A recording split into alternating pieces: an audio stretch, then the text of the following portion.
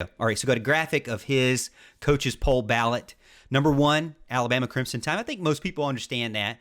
That makes pretty much sense. I mean, as far as Alabama, how they have played, who they have played against.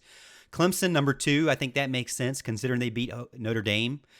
He put Notre Dame number three, so he didn't really knock them down much at all after losing to Clemson. And I think it goes back to kind of what we have talked about too on our show is that, you make it all the way to the championship game. You shouldn't be really penalized too bad for playing, the best team in your conference, right? Mm-hmm. Texas A&M up there at 4, and he mentioned in his conference that he felt like Texas A&M deserved it because of the amount of games they played. And some of those games that may have been lost or not lost weren't even played in a team that only plays 6 games, for example, or doesn't play the same amount of games.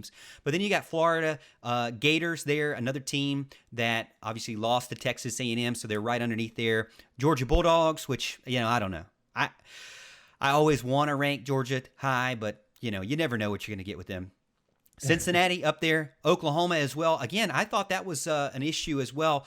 We talked about this last week. Oklahoma being a conference champion and being left out is one of the reasons why I would maybe like to see a playoff get expanded. Then Ohio State as the runner-up for the Big 12. And then Coastal Carolina, 10 overall, put them up there as their group of 5, until last week, unfortunately, group of 5 undefeated. But and then finally Ohio State at number 11. I'm looking at this, and you can tell me what you think in the chat. So let's go check over on the chat and see what everybody says over here. Over on Facebook, we've got this is a Dabo quote from September. I don't think his number 11 is the opposite. Shoot, in a year like this, no, it's a crazy year. Who knows how many games anybody's going to have. You have some of the best teams, coaches in the league, and it's not their fault. They've worked their butt off. So Bill gets in, and he's talking about the earlier comment that he made, that some of the professionals out there, some of the media are saying that he's kind of contradicting himself, saying that earlier, it's going to be hard to get in any of these games, and now he's kind of going against it. I will say that I do feel like he kind of went against it, but I will say in the sense that we don't know how the other team, when you look at it both, there is such a huge disparity in the amount of games played. I would say that, it's okay to kind of reassess those thoughts from September. I think with everybody, that Big Ten would play earlier than they did. They waited so long, and then they didn't give themselves any buffers, and so they had no chances. But Houston, I'll get you first. Yeah, so this comment was probably made, if it's in from September, this was when the Pac-12 and the Big Ten had already canceled. So the reason that they're not mentioning a minimum number of games is this is fresh. When the ACC, the SEC, and the Big 12 said that they're looking to play the season.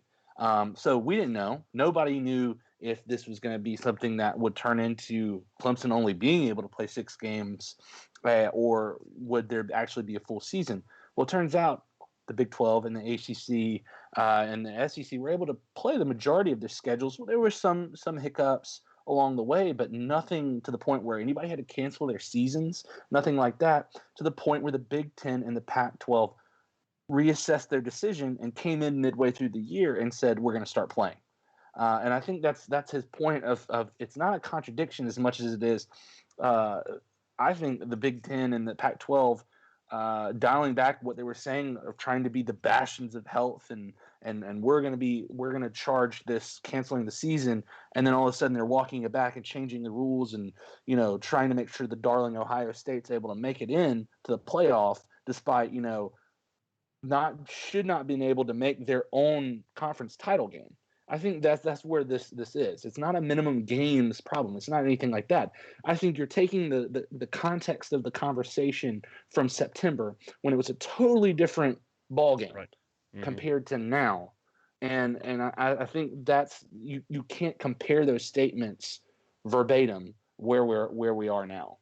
Well, I think it's a good point because R.J. Young, who is a guy on 24/7 on Fox Sports and on YouTube as well, guy that I watch and try to take pointers from, he mentioned that it's tough for the media to accept that because fans and the media prefer for you to, pick a point on the hill and die on it. And I know that you guys know the same way, being in this kind of quote unquote spotlight on a podcast, people watching.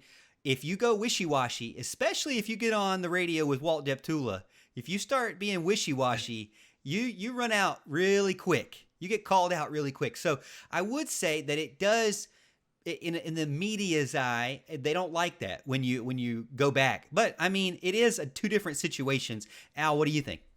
Yeah, I think Houston was 100% right. I mean, look, it's funny how Ohio State fans, hate the fact that he's contradicting himself, or all the media's saying he's contradicting himself or whatever, but they don't care that the Big Ten changed the rules, 8 times along the way so that Ohio State could get in. They couldn't care less about that. They couldn't care less that he said we weren't playing and now we are playing, that you have to play 6 games. Well, not anymore, that you have to play 6 games. I mean, and you have to wait 21 days too for your players to come back. Just kidding, 17, because we need these guys back. Okay, it's a complete clown show. They've been a clown show all year, and it just continues. It's an embarrassment, really, that they're even in the playoff. And that's not even, I'm not even sitting here saying they're not a top 4 team.